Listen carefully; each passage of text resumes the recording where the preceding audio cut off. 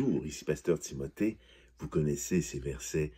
Venez à moi, vous tous qui êtes fatigués et chargés, et je vous donnerai du repos. Prenez mon joug sur vous et recevez mes instructions, car je suis doux et humble de cœur, et vous trouverez du repos pour vos âmes. Car mon joug est doux et mon fardeau léger. Ces paroles de Jésus ont dû faire fondre le cœur des gens qui l'écoutaient, qui le regardaient. Peut-être Jésus était-il debout, je ne sais pas, mais on peut l'imaginer. Et les gens assis autour de lui, et ils écoutaient ces paroles-là. On n'a jamais entendu quelqu'un nous dire de venir à lui et que ce sera plus facile après.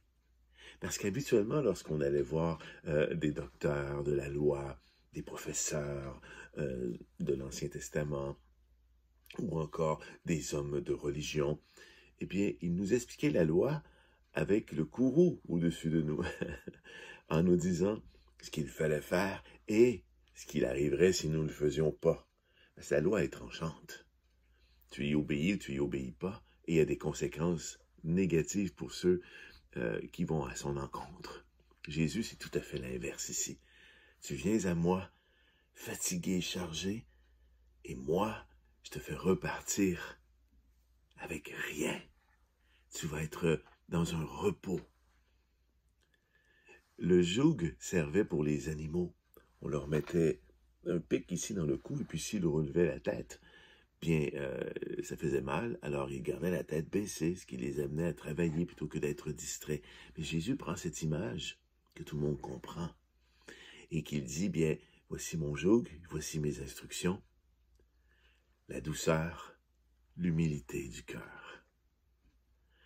Et tu suis cela, parce que tu es venu à moi, tu vas trouver du repos pour ton âme. Tout ton stress aujourd'hui, hier, ou celui de demain, tu l'apportes au Seigneur. Tu dis, Seigneur, je stresse, Seigneur, je m'en fais.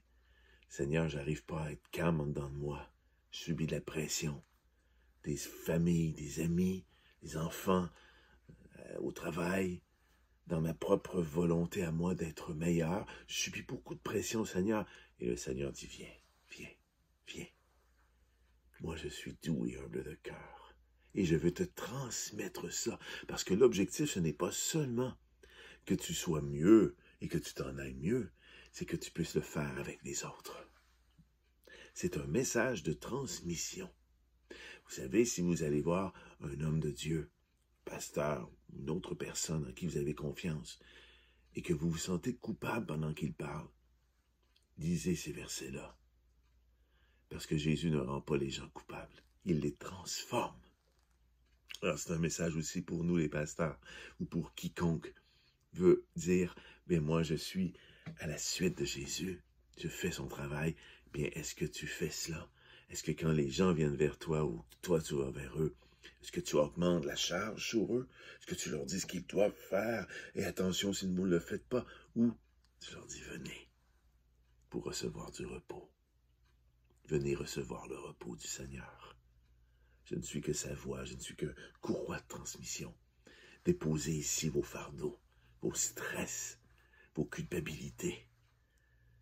Et vous allez trouver du repos pour vos âmes.